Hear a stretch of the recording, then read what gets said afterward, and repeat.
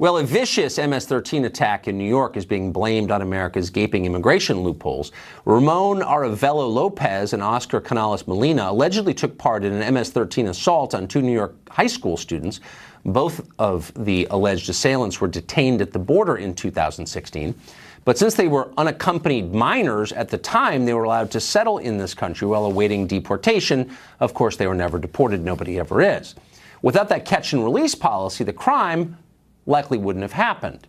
Mark Morgan was head of the Border Patrol under President Obama. He was dismissed by President Trump, which you should keep in mind as you listen to him speak, and he joins us tonight. Mr. Morgan, thanks very much for coming on tonight. So is it too much to say that this is a real-world example of what can happen if you have a dysfunctional immigration policy?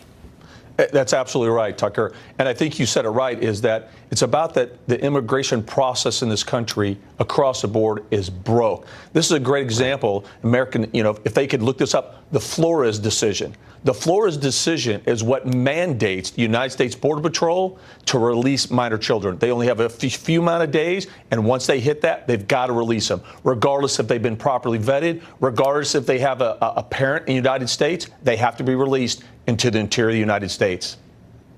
And so that's a judicial ruling. A court came up with that decision. Has Congress ever acted on it? I mean, since clearly that's crazy, why doesn't the United States Congress fix it? That's a great question, Tucker. Another reason why I'm breaking my silence, because Congress could fix this in 5 minutes if they wanted to. Before I was the chief of Border Patrol, I was with the FBI, and I actually supervised an MS-13 gang force in Southern California.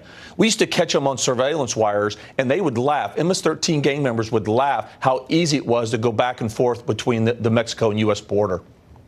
So we've had a number of debates on this show with Democrats who say there's something bigoted about criticizing MS-13. As someone who's actually worked to apprehend MS-13, how would you respond to that? That's ridiculous. MS-13, and I know this may be controversial, but when the president referred to them as animals, I absolutely said that is correct. Those MS-13 members. And I can tell you, again, because I've worked it and I've been there as a chief, I've been in the detention facilities where I've walked up to these individuals that are so-called minors, 17 or under, and I've looked at them and I've looked at their eyes, Tucker, and I said, that is a soon-to-be MS-13 gang member. It's unequivocal. And their victims are overwhelmingly immigrants themselves, right?